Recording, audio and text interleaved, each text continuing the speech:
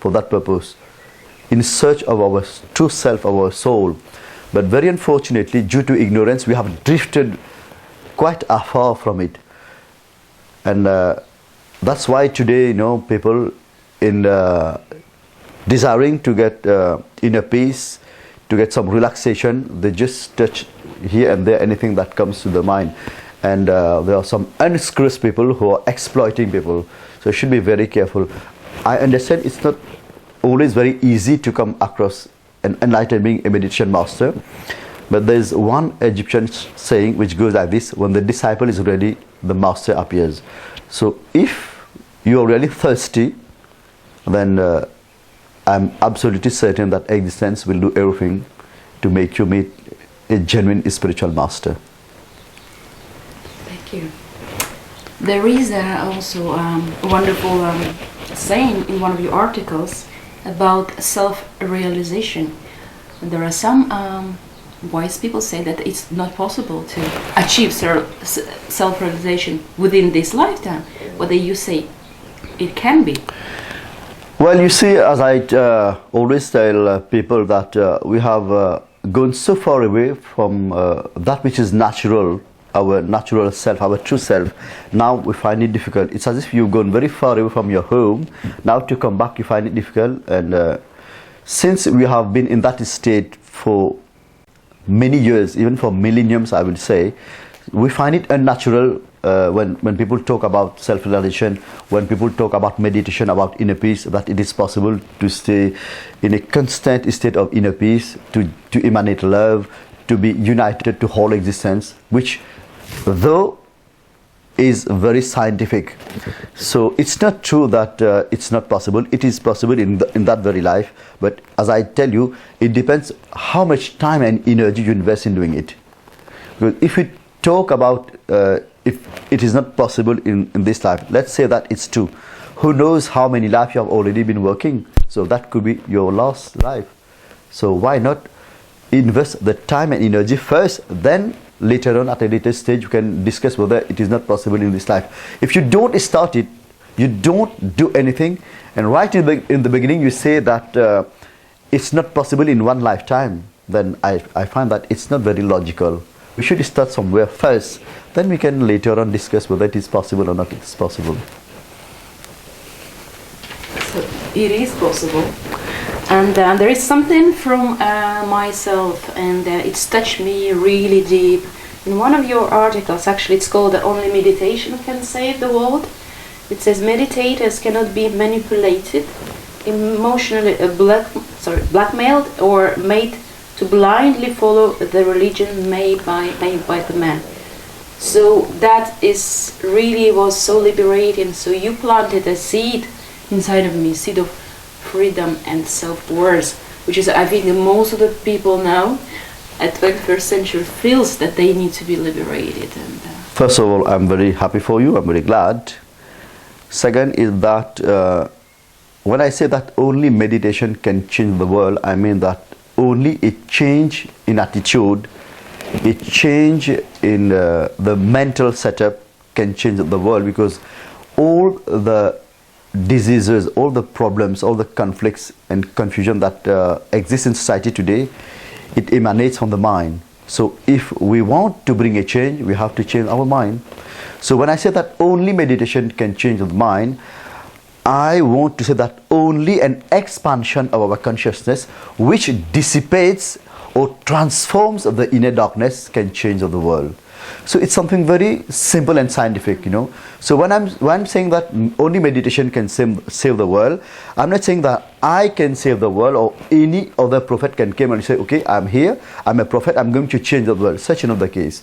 I mean, the person should make a choice to change his mind, and that is possible.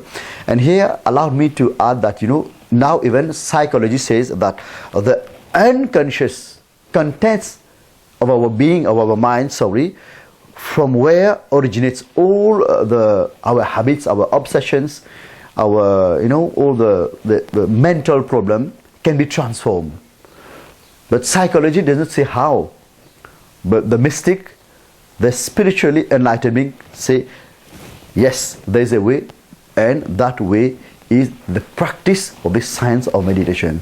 So definitely and naturally, meditation, only meditation can save the world. By saying that, I'm saying that only when the inner sun dawns, that there can be light all over the world. And when I say light, I'm saying the light of love, the light of consciousness, the light of freedom, and the light of virtue, and so on and so forth. We are in the presence of Enlightened Master. Once again,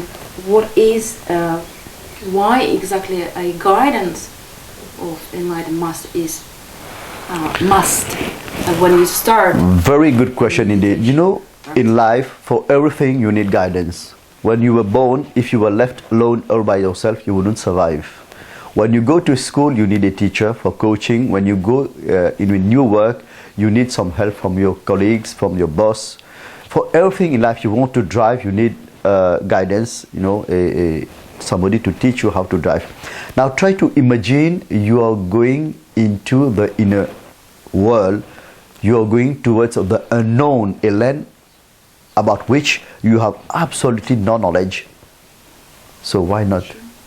So that's why the guidance of a master is of paramount importance. And also I will say, when you start on that adventure, the spiritual adventure, the meditative adventure, there are lots of experiences that you come across. So only a master will be able to tell you that you have to ignore this, you have to take care about this, there are so many pitfalls, don't do this, do that. So I would advise you to go in this way, otherwise you run the risk of getting lost and and get stagnating and believe that you have reached the destination. There are so many things that come out, because meditation is like churning of an ocean. The ocean of your mind and your heart and even the body will be churned. There are so many things that will come, but only a person who has the energy and the intelligence will be able to help you. And we have also heard about an amazing yearly event in next year, 2012, at London Meditation Center. With your leadership, is going to host a mass meditation event. I want to ask this specific question: why is mass? Well, let me first say a few words about 2012. What will happen exactly? But one thing, the way people are living, I'm afraid if we continue on the same trend, one day we run the risk of annihilating the whole of the human race with all the nuclear weapons, with the global warming, with all the madness and stupidity in which people are indulging. So what will happen exactly in 2012? We shouldn't make a sensation out of it. It should be something sensationalist. I believe in the individual. I believe in the human race. If you want to change society and prevent an eventual 2012, then I sincerely hope that the time is now. We have to embark on the journey towards a change in consciousness right now. So if we keep on brooding and making people scared about what will happen in 2012, what will happen, I don't know, by the end of this year, then that will be a waste of time. So if there anything that can be done, let's do it now. If and that is my observation, understanding, if a great percentage of the population of a country